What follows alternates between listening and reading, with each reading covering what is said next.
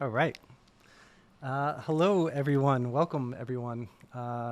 Welcome to Dialogues on Poetics. My name is Michael Nardone, and I'm here in Montreal at Anteism Books. This is a series where I'm working through with different writers, theorists, poets, performance artists, bookmakers of all kinds, and really thinking about different modes of composition and its relationship to literature and the expanded field of literary practices. And I'm really pleased today that we have Craig Dworkin here, author of RADIUM, of two recent books, RADIUM of the Word and Dictionary Poetics. Craig's joining us from Utah, which is such an amazing thing to have him here. Before we get started, I just want to thank a few people. I want to thank Yoav Worth from Anteism Books. I want to thank Madeline and Pascal, who are here doing the production. A couple institutional thanks to say, thanks to the Fonds de Recherche de Québec, who are funding my work and my research right now with the écritures numériques. Research chair at the University of Montreal, and thanks to the Canada Council for supporting this wild new broadcast apparatus that we have here at Anteism Books and that we're testing out. Part of this series is to explore what kind of programming we could do in these times. And thanks to all of you for joining us online, and most of all, thank you, Craig, for joining us here today. I'm gonna give you an official bio. I'll say that Craig Dworkin is professor of English at the University of Utah. He is the author of Reading the Illegible, which I have here, No Medium, also in the stack, and the two books that we're going to celebrate today, Radium of the Word and Dictionary Poetics. He's also the co-editor of two volumes, The Sound of Poetry, The Poetry of Sound, also with University of Chicago. Against expression, and notably the editor of the book on Vito Conchi's early writings that came out with MIT Press, which I'm incredibly thankful for. It's such an amazing document. And these critical writings and editorial works are really only a part of Craig's overall production. He's the author of over 10 books of poetry. The most recent is the Pine Woods Notebook that came out with Kenning Editions. And there's an incredible number of pamphlets and other sort of ephemeral, almost occasional kind of works that Craig has produced over the last number of years. I can think of one of them here. I've got. I believe Craig is one of the editors with Information as Material Press, and here's 12 Erroneous Displacements. Also, the Eclipse Archive, which I hope we'll get a chance to talk about today, which is just one of the most incredible resources.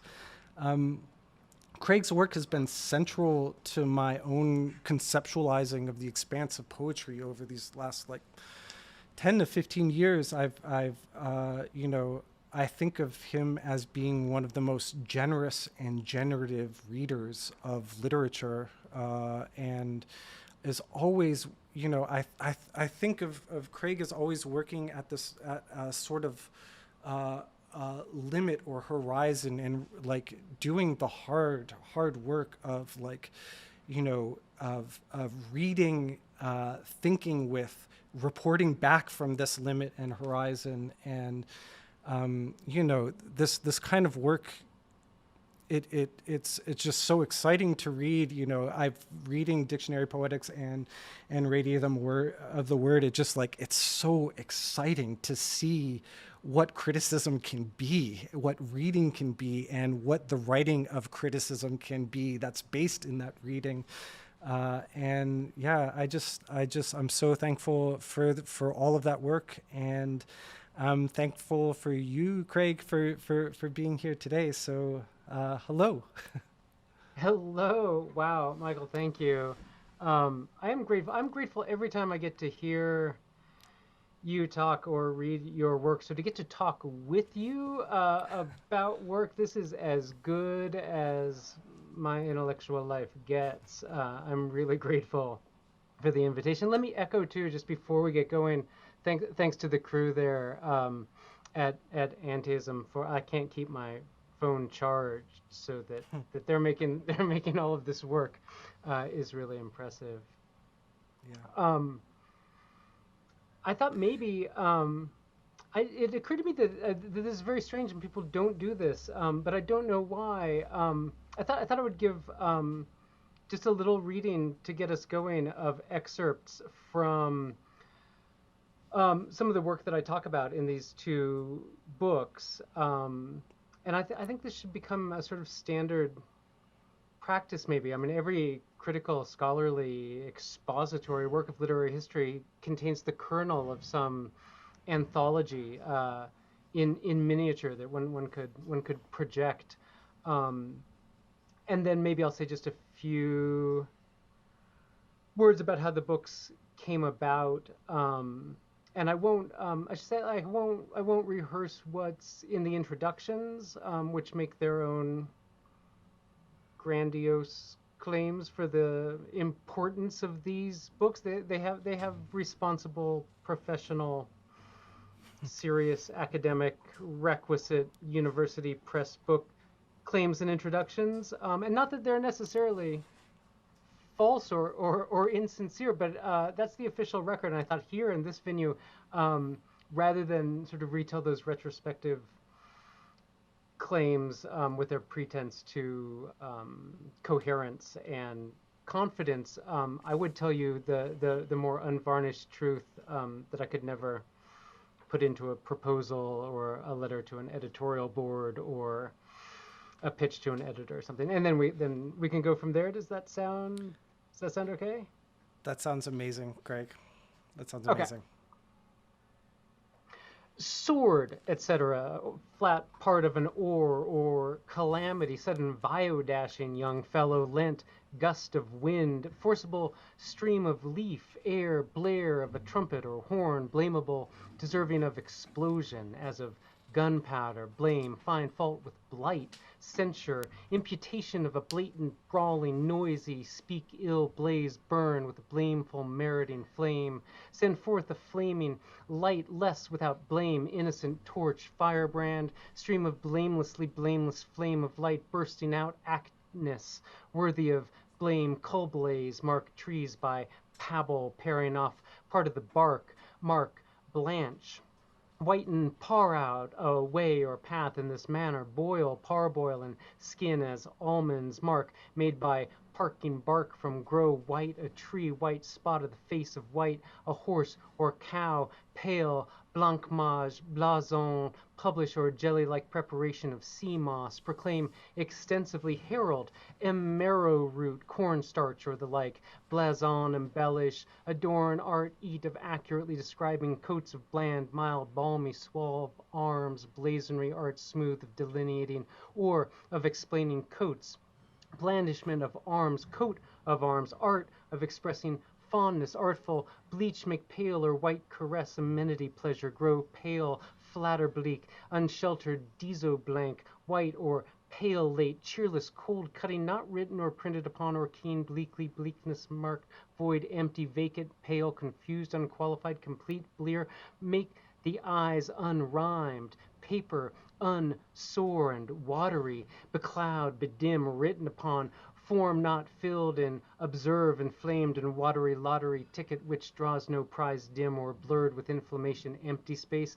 mental vacancy, modification of blur, white, bleat, cry, as a sheep, blanket, woolen, cork cry of a sheep, bleedering for beds, covering for horses, bleed, bleeding, bled, broad, wrapping or covering or draw blood from shed. The opening of the 38th chapter of Jack Kerouac's Desolation Angels. Octodecillionth to odontogeny for L. Odd is related to the point of a sword and has an out-of-the-way location as a single leaflet at the tip of a petiole.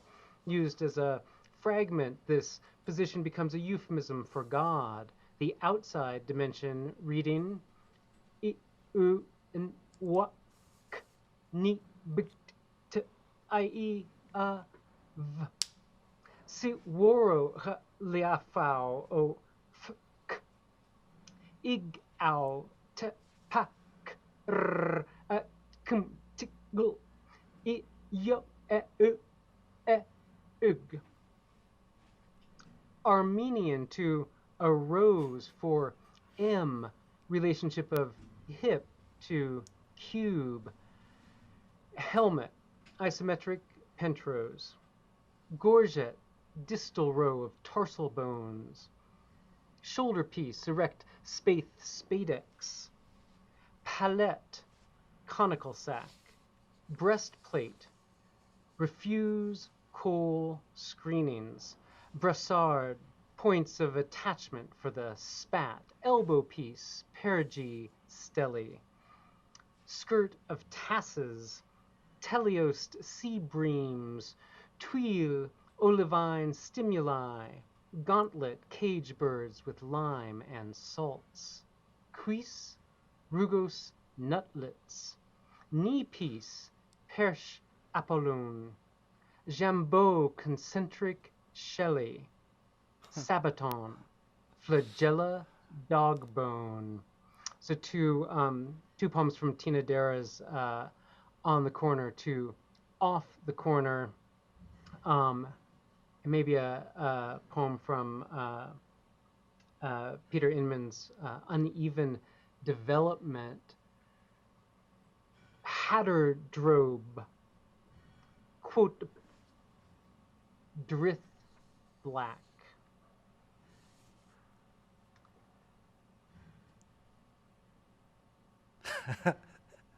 All right, I'm going to read. I'm just going to read 2 pages, 2 out of hundreds of from Clark Coolidge's *The Maintains*.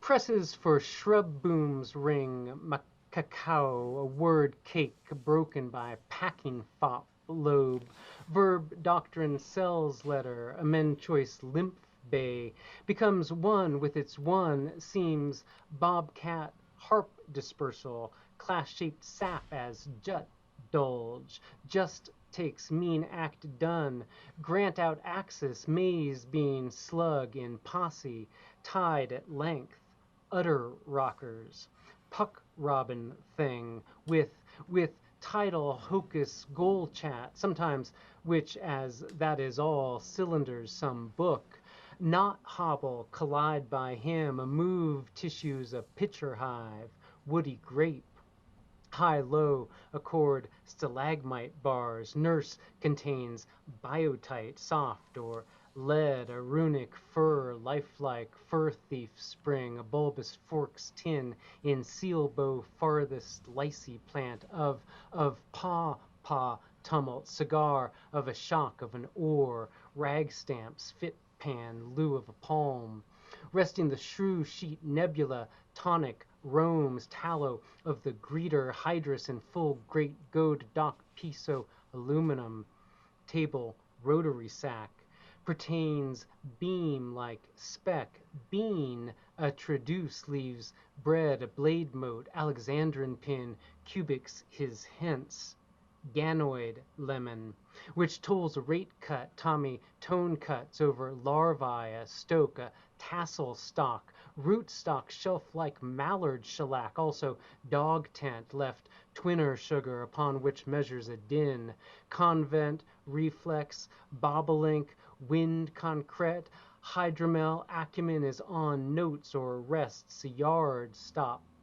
leaped fat, that is, a barm, broad, leave lick, stoops, term, a given base, extramarine, ablative, twine of, for the fade use of smart mind mode, firmly and fast by act do another plaster link, phrase to protozoa, hawser of tie, adipose, wealth, spun, ant, lean, tire, vessel, top score, flag, hind, such as vole, intervol, side in such, Fieldmore, Gottlieb, Blenny. Cell rain colors, display bear, emit trim so as mar, wood its width, long of had for whose, scud the like, names wait, have to use, as light cold tube, stripe, stout, vowel, roof twist, solid knowledge over hackberry, Isolde, triturate, neat turn a cock shirt, lime, sleeping string piece, pass one's pace. Yeah.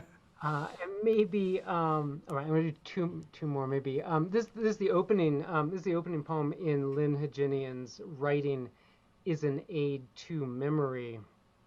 Apple is shot, nod, nest seen, know it around, saying, think for 100 years, but, and perhaps, utter errors direct the point to a meadow, rank fissure up on the pit. Arts are several branches of life, little more science is brought where great need is required. Out becomes a bridge of that name. In the painting is a great improvement. Bit ink up on the human race and return if the foot goes back. In the trunks of trees behoove a living thing. Wedge war, common saw. Hard by that length of time, the great demand is very dear. Ashes in water. That might be a slip of architecture. Think was reduced to an improper size. Blocks to interest who can visit. Variations on ideas are now full problems from a point of increasing at only as to 4 or we who 9. A little grace familiar with simple limbs and the sudden reverse.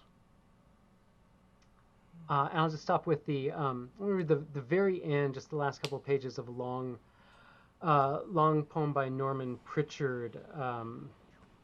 It's called Nocturne. Here the out the epistle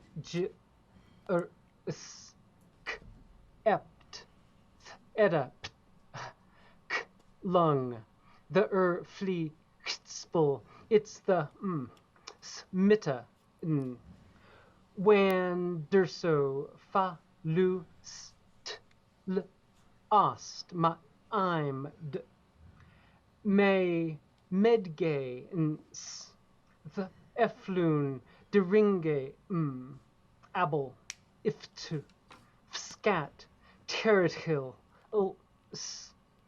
illedi nana sfak as headlet atomu yes henny scripe heels wit sty in era edpas am idth eth ix hifts tin offmo ans ami thiku redfu mesu falu the edu skesk apes the eco were drape the etru staba the ipfro the edimedi as you shu red ills the ermo erndu esufia edpast the heeb sense of ash at tear de cask ab uggles sile inkiet elat b gin sits ho vel edgrope grow pedu the ekel anfer eb indofi noa erdend Tahiti mekel asp edfist Theb lismus edhide its rantinga in the egamena ed am edgem rut the epilgrim smet dibi the emo on to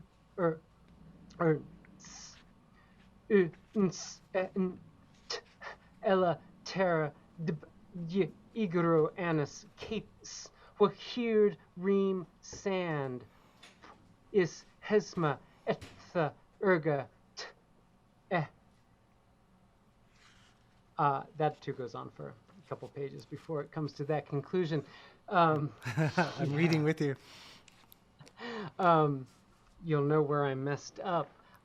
So these are some of the works that I try to grapple with, wrestle with, and somehow come to terms with in these two books, which began as the same project, split off a couple of years ago. I think of dictionary poetics as being a sort of more specific version of what I propose more generally in Radium of the Word, and that struggle in some ways really at the core of these books, which is also the origin of the earlier books of Reading the Illegible and No Medium, where the challenge I set for myself was to write about works that I couldn't really imagine saying anything about. Could I really write a chapter about a crossed out text or a blank piece of paper?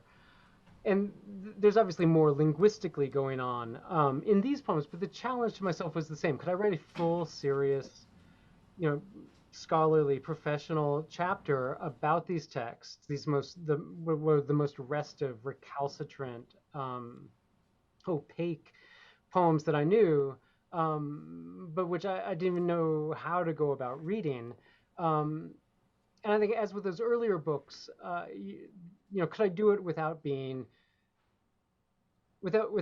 making recourse too quickly to some big, grand, kind of theoretical platitude, or to making these poems that are mere examples or illustrations of some exterior claim that'd be abstract about writing or signification or something like that, but rather attend to their material specifics in ways that would allow them to generate their own critical, theoretical frameworks and allow me to perform, real close readings, explication de texte. And I think the flip side of that coin, this metaphor is going to get away from me, with which I made that wager with myself, I put down against the odds of that challenge, was the money put where my mouth had long been. I've been championing many of these writers, Clark Coolidge, Peter Inman, Russell Atkins, Norman Pritchard, for decades. All the early Coolidge books, the entire Atkins bibliography, both of Pritchard's books have been on Eclipse since the beginning, since the 1990s.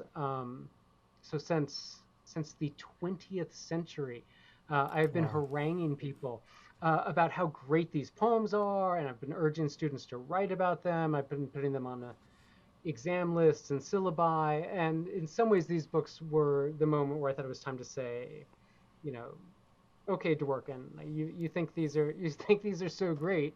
Let's see you write about them. And it's also true that these books, this project that grew into these two books, also goes back to the late 20th century. This was supposed to be my second book decades ago. Had the working title Misreading, a User's Manual, which I was kind of sad to give up, but everyone thought it was going to be about Harold Bloom, and I have nothing to say about Harold Bloom, so I had to let it go. And in some ways, unlike most of what I read in a scholarly way, but certainly the articles of the books that I write, which usually begin with a theoretical problem or a topic, and then work their way into textual specifics as I do research. This project started with the close readings, which I've had in place for decades, a sort of catalog of what I thought of as meaning effects, but I didn't know what to make of them. I couldn't figure out what claim I wanted to make for their assembled strangeness. And I think this gets reflected in the other idiosyncrasy of these books, to my mind, which, again, I think unlike most scholarly work, are not really rhetorical, so much as indexical. That is, I don't feel like I'm trying to persuade you of my interpretation, or my readings, but rather really just pointing to textual facts. I want to say here on the page is a strange string of letters in a Tina Darrow poem. Look here, follow my pointing finger. Look here at the marginal edge of this column in a dictionary page. Here are the same string of letters. Or in a Pritchard poem, I want to say, look at this pattern of signifiers right on the surface of the text, which I think leads to another sort of attendant strangeness for me in these books of revealing what is unseen but not hidden. It is these things that are in plain sight but seem to have gone unnoticed, or at least unremarked by other readers. I feel like my readings are sort of pointing at something like, pointing out something like Poe's Purloined Letter.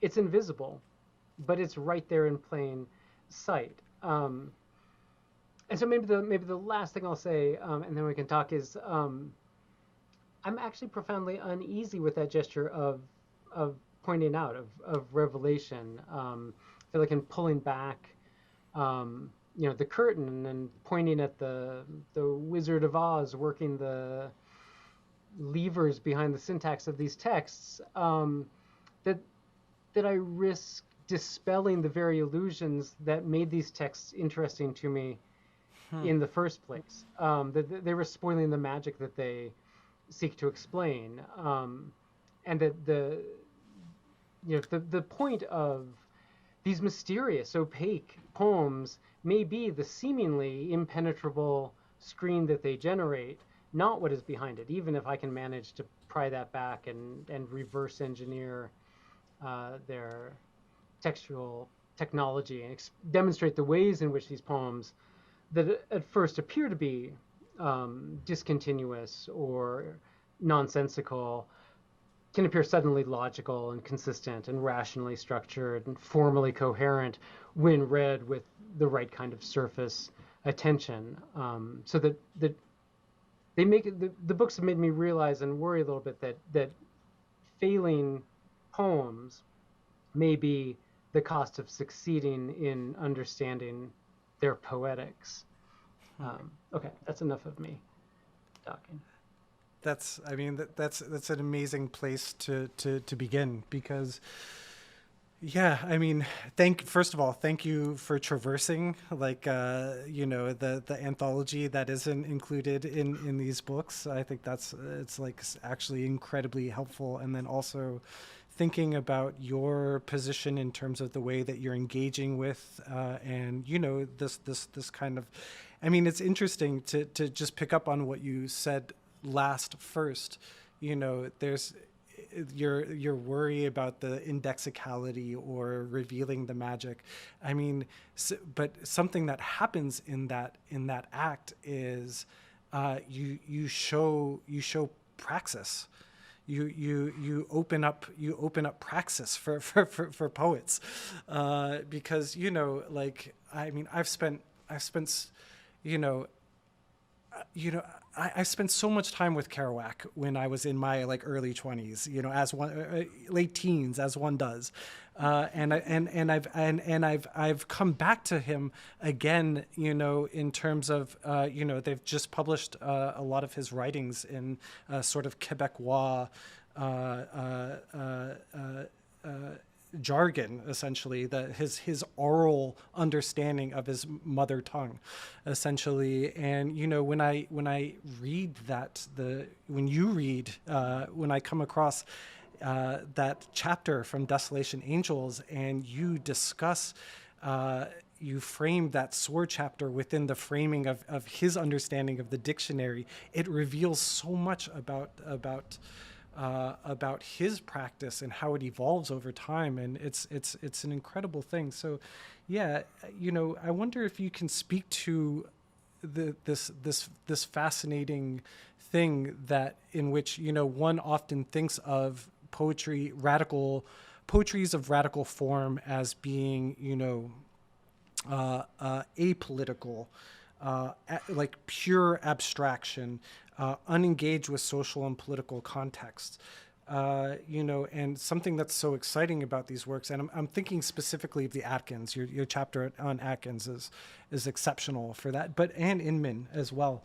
You know, yeah, I wonder if you could speak to the work of in doing the kind of readings that you do, that these things that are opaque, obscure, can be framed by others as being pure abstraction, and are actually like engaged commitments, you know, dealing with issues of social unrest, political uprising, issues of labor, specifically for Inman. Yeah, can you talk about that?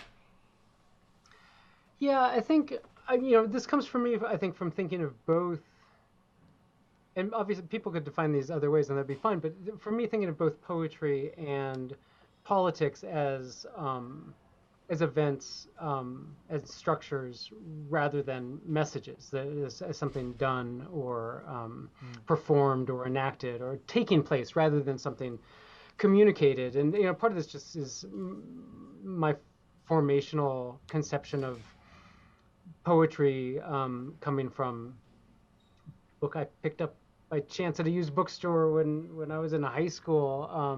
I lived I lived outside of Bloomington, Indiana, where Indiana University had, you know, this last bastion of semiotics, and so I picked up a Jan Mukajovsky book and some Slavic formalist structuralist books, and this definition of poetry as and literary language as being language oriented away from the communicative function. So if poetry is not primarily about communicating some message, and I think this makes common sense, right? If you had a, you know, Michael, if you have a really important message to get out to the world, you're not going to write a poem, right? You're gonna be on YouTube. You're going to blog about it. You're going to write an editorial or something.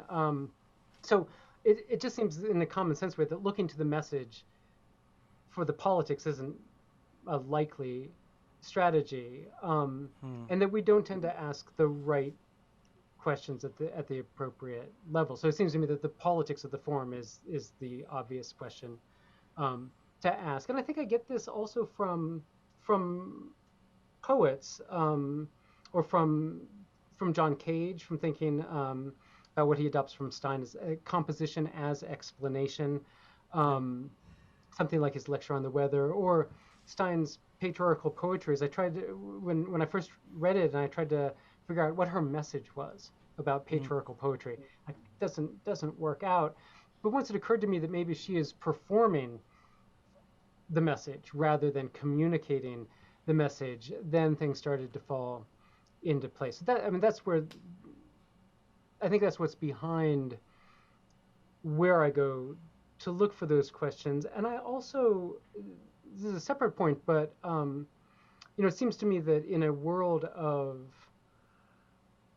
easy consumability at all kinds of levels, that there is a politics to something that does all those things Shklovsky talked about poetic language doing, slows us down, trips us up, makes us pause, doesn't let us immediately exchange something for something else, even if that's an important political message, exchange for something else. So there's something about the inefficacy that speaks to ideologies of efficiency and efficacy, and smooth communication and transference that I like there also. Totally. I mean, I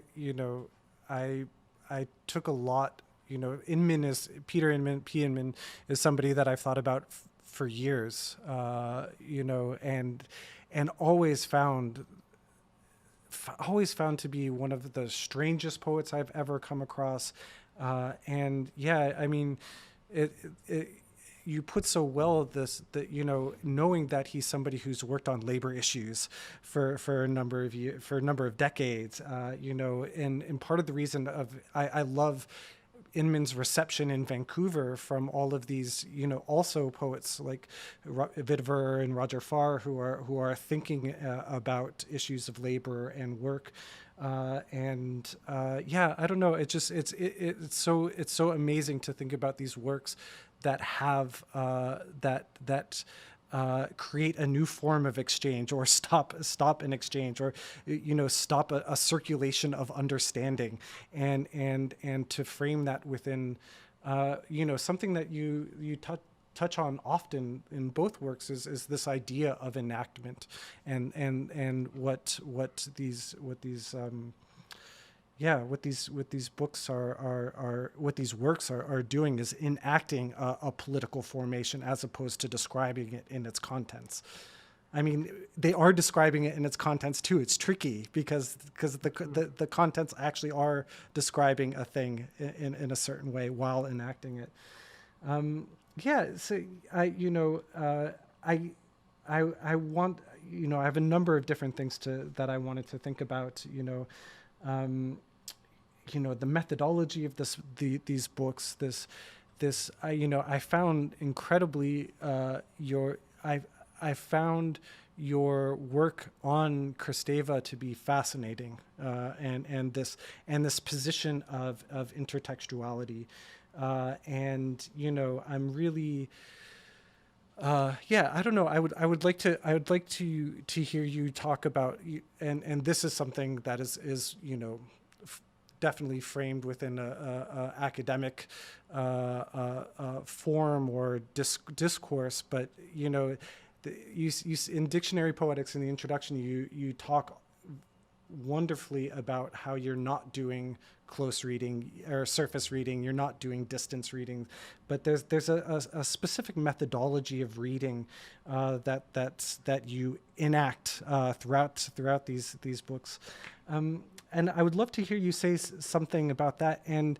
with that, of course, radium of the word really, as you say, really comes out of your engagement with your building of the Eclipse archive, and right down to reading the material text that has been repositioned as a PDF on the Eclipse archive, and reading the printer's marks of the Atkins piece of spiritual, which is, and reading the kerning in Pritchard. So you talk throughout these books of a writing that is based on a form of reading, and that also applies to you.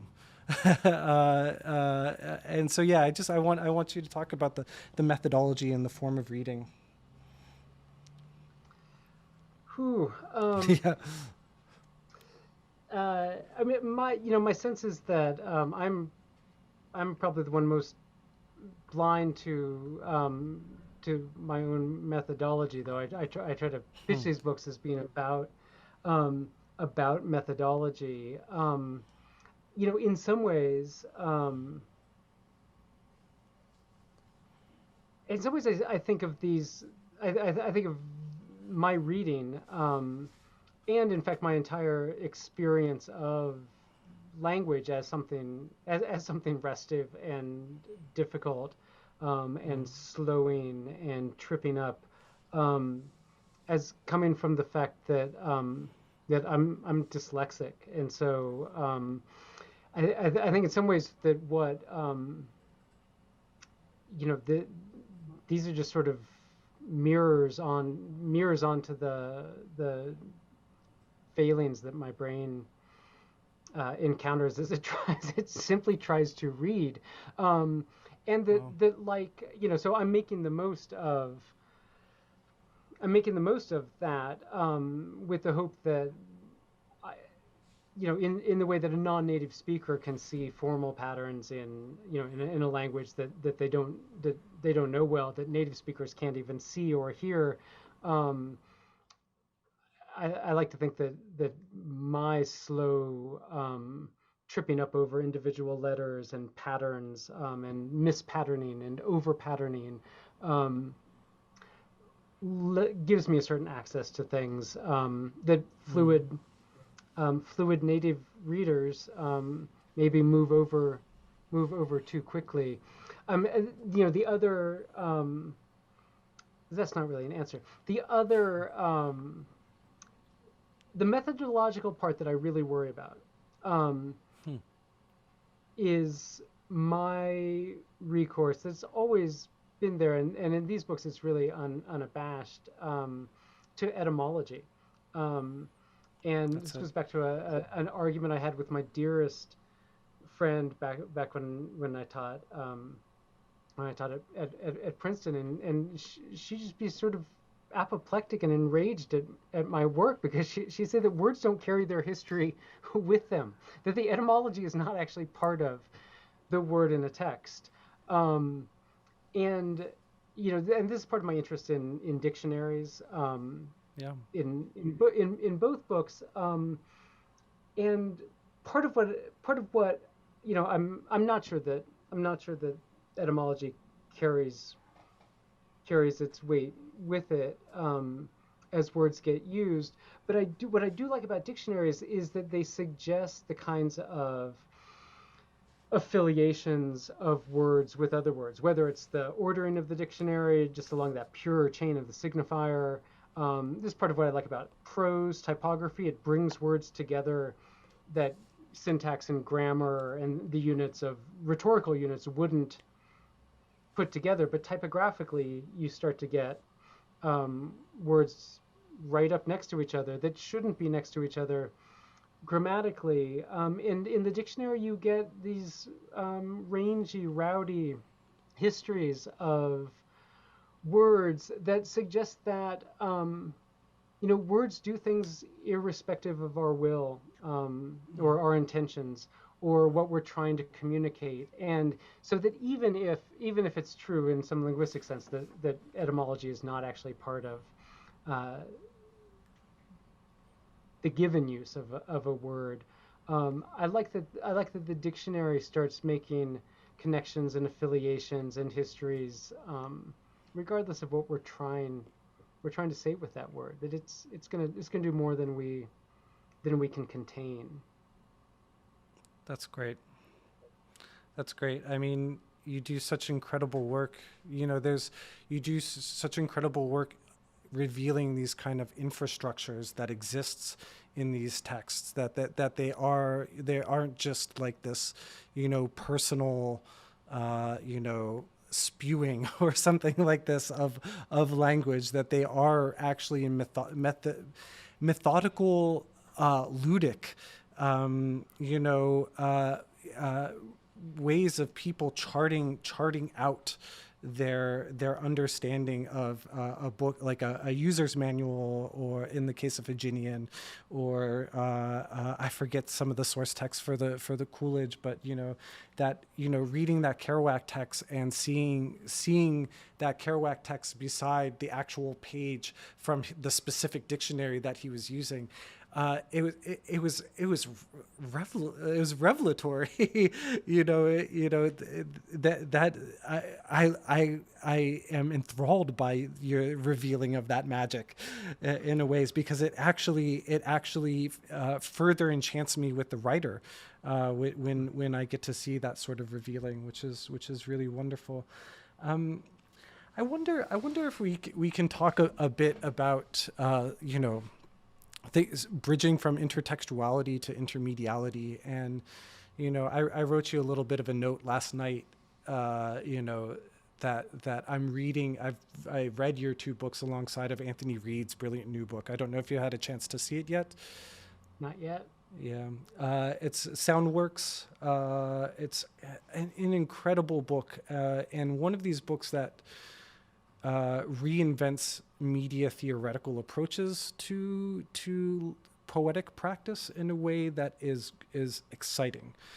And the reason why I say this is because, And I wonder if you have any investment in a figure like Marshall McLuhan. You see somebody who appears constantly in Canada, and you know, because of his style, he's somebody who gets thought of. He has, you know, this manifestoist style that really excites a lot of people and connects him to the avant-garde. And I see a sort of lineage of thinking in literary studies whenever literary scholars approach media technical objects or fields, that they adopt a kind of McLuhan-esque model that, like, you know, has a kind of technological determinism, that there's a clear rupture in eras, that there are, due to these new technologies, that there's a distinctness between orality and print. And you know, it barters in different universalisms. And what I find so exciting in your books, since no medium, especially because you really take on, you know, multimedial objects from the start of that book. And in these books as well, in your constant exploration of the imbrication of oral practices and inscriptive literary letristic, I want to say, I don't know if that's correct, practices, you show that they're intertwined. So yeah, I'm curious to hear you think about the kind of like media technical study that you bring in to these works, if that's something that's something that you're thinking about, if any of this is something that you've covered, or yeah. I mean, let me first, I cannot wait to read Reed's book. Freedom Time, it was like a message in a bottle, where I thought, wow, there is a fellow traveler out there. Here's someone I can talk to. So no, it's on the shelf, and I can't wait. I can't wait to get to it. So I can't speak to what he's doing with media, but you know, I do think that the. I mean, I think you have smarter things to say about this than I do. I've never really read McLuhan, and I mean, maybe I can just say that, you know, I think it goes back to the same. Probably to the same kind of theoretical underpinning that I bring to reading texts in terms of reading technologies, which is Wittgenstein plus Debord, and a sense that you know, things seem to have a telos. They seem to have some inevitable meaning. This, for Debord, is just ideology. Things seem as though they're naturally going somewhere. Or architecturally, the city seems to make you need to go in a certain way. But you got to remember, you can always parkour. You can always climb through a window. Wittgenstein says, you know, you see 1, 2, 3, 4. You think 5 has to follow. He says, no, you have to remember, it could always be something else.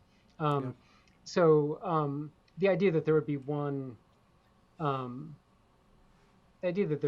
answer, or that the teleology of any technology would be the inevitable answer, to be skeptical of. And probably back to I'm now just thinking of Jan Mukajavsky, and you know, for the bad name that the formalists get, usually by people who haven't read them, that, you know, they're ignoring history and social context. I mean, it's right there from the beginning, is that the context is part of the communicative model. We don't have it any other way. So, but I kind of like to hear you say more about McLuhan, because as I say, I'm embarrassed to say I haven't really read. Yeah, I'm not sure if it's something that's based in Canada, just because he's such a towering figure who was, you know, had an international celebrity, and part of it is too that now I've been really thinking about Milman Parry's work, and his building of this incredible, what I think to be the first continuous audio recording device in history, to go study these guslar, the singers in the Balkans. And yeah, and you know, McLuhan bases the Gutenberg galaxy on Perry and Perry's work, and so there's this and on a misreading of it as well. Of Perry was always trying to show the way in which, you know, the way in which oral embodied performative always had a form, always had techniques of inscription built into them. You know, and you know, when you think about the sort of actual print cultures of these things, they're more allied with what we consider to be oral cultures, you know, in terms of the variation and the difference from iteration to iteration to iteration. And yeah, I found that so interesting in your analyses of Pritchard and in Atkins as well. I mean, your chapter on Atkins in Radium of the Word, just it blew my mind for the kind of reading and the pointing to these sort of social contexts. I hope everybody listening will get the book, just so that they can have the revelatory experience of confronting your work in that book. You know, so I note that we have maybe about 10 minutes left, and I want to note one thing. I'm going to check in a few minutes comments on YouTube. So if anybody listening on YouTube wants to write any questions for Craig, to please do so. I'll be checking that in a few minutes. But you know, one thing that first, Craig, I want to ask about like a total generalist question to you about your you know, you mentioned this bookstore in Indiana and coming across, you know, sort of Russian formalist poetry and poetics. You know, I'm amazed with your work because it serves as a model for me in terms of thinking what a researcher and writer can do, you know, in terms of thinking with doing theoretical work, doing historical work, you know, creating these anthologies of poetic practices in your works, but also doing the editorial work, you know, from the Akanchi to Against Expression to Eclipse. And while also maintaining this incredible, you know, writing practice of your own, you know, and so, you know, in these times where I feel like people who are doing research and going through universities, there's always this like incredible like you got to choose one. You know, I remember starting my undergrad or starting my PhD and being told the case of Sian Nai, being told that if she wanted to be a theorist, that she had to give up poetic practice, and she's this incredible poet, you know, and how sad it is, you know, that maybe we don't have the poetic works, more poetic works of Sian Nai. Yeah, so I'd love to hear about your formation, about your inspiration. I'm curious what inspired you to inhabit these various positions that you play. I mean, I have to say I've been really lucky, privileged that, you know, I've been able to survive in the academy without ever having written something because I was supposed to. You know, I think sometimes the difference is that, you know, I mean, I have a position in the academy because I write books and articles. I'm not writing books and articles because I have a job that tells me I'm supposed to. But it's been, you know, the rewards are different. When I was at Princeton, yeah, it was made explicitly clear to me that poetry writing was at best like talking about how I like to garden too much, and at worst was a real black mark against me. Um, was considered in a job at Eastern Michigan at one point, and we were talking about this, and they said this was a job as a poet, and they said they made it clear that they didn't want me writing any more of this silly scholarly stuff. Wow. So it's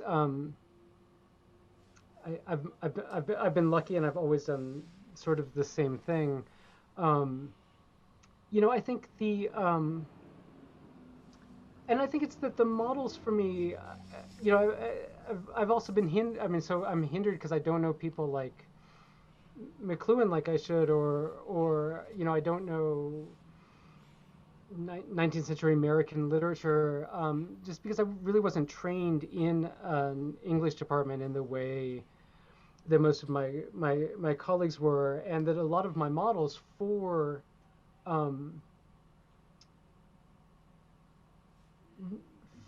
scholarly work in a non-scholarly mode were people like Robert Smithson's writings, John Cage's writings. When I think of models for intellectual inquiry, I think of people like Emily McVarish or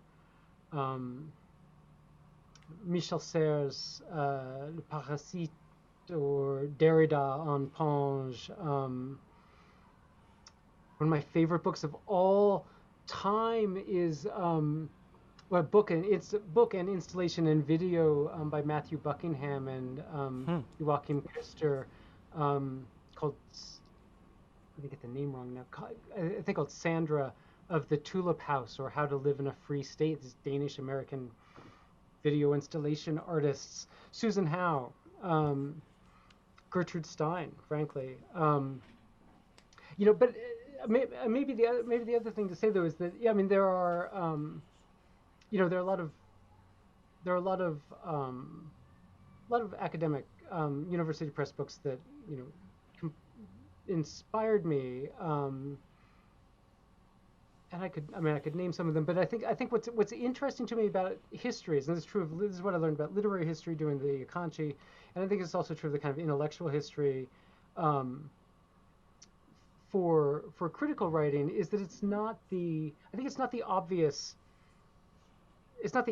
influences.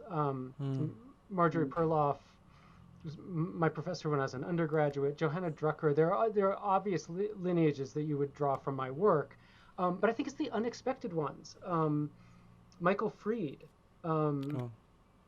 who obviously in his art historical writing is pretty far from what I've staked out in my art historical writing, but his book Realism, Writing, and Disfiguration is probably the origin of my interest in literary reading. Henry Abelov, people that I think one couldn't draw a connection to, but are nonetheless really direct influences. As a writer, just in poetry, Frank Bedart, who's a writer further from my practice, but as a teen reading Bedart's long sequences like Ellen West, and realizing that one could have a poetic project, one could have a self-contained book-length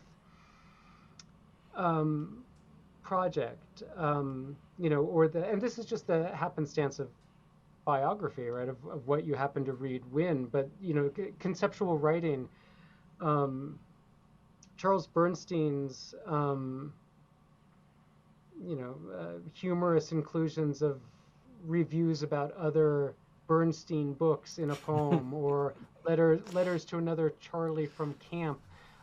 These were much more formative for me in thinking about a conceptual appropriative practice than the more obvious works from 80s appropriation art or something like that. So it's the discontinuous, unlikely histories that we can't capture, and that are, I think, more important than the obvious ones.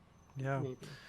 Yeah, I mean, it's something that I love. I think of them almost as a kind of feral mode of criticism or something like that, that borrows from all sorts of, all sorts of different practices. But I do think, uh, there's the last time I was in Los Angeles, I met the sister of Christine Wertheim, who's Margaret Wertheim, and she was describing in Los Angeles these things she called feral institutions, and thinking about the Museum of Jurassic Technology, and you could even think of the Poetic Research Bureau as this kind of feral institution, and I've always thought about, like, I've been on this kick of reading language criticism again over these past months, and I love this kind of feral criticism. I think of it as a kind of feral criticism, and yeah. So I like you discussing the kind of writings of, like, Smithson and Cage, and I'll look into the Matthew Buckingham for sure. Yeah. We're at a full hour. We're past it now. There's no questions. There's lots of comments from various people on the chat here on YouTube, but making comments on different aspects of what we're talking about, which is great. I'm Shall we leave it here, Craig? I know I'll say that, Craig is in just a few hours going, oh, there's Charles Bernstein. I was just gonna say, Charles, in a few hours, Charles and Craig will be launching books together online. So you've got a big day online today, Craig. And yeah, I mean, thank you so much for joining me. Thank you so much for your work and the generosity of your work. And thank you for making time to talk with me here. And yeah, I hope we can continue this conversation in person. In one question that just came in is, what's your favorite Zone book on the shelf? It's always the one I haven't read yet. That's great. Thank you too, Michael. On every one of those counts, exactly back to you. I'm really honored and appreciative. Yeah. So again, please pick up Craig's books. I keep on putting links in the YouTube page, but then YouTube keeps deleting them. The books are should be up on the screen right now. One's Dictionary Poetics is from the Fordham Press with a beautiful series. I know Hans Saucy is one of the editors of that series with Fordham. Somebody whose work that I'm thinking about a lot these days, and Radium of the Word, which is out with the University of Chicago Press, and it will be launched tonight with Charles Bernstein. In a couple of weeks from now, we're going to be here back at Anteism with Nathan Brown, we're going to be talking about his incredible new book, Rationalist Empiricism, also out from Fordham University Press. And also his new works, forthcoming works on Baudelaire, hopefully. So again, thank you all for joining me today. Thanks again to you, Craig. Sending you my best from Montreal. Take care. Thank you, everybody, for joining me. Ciao.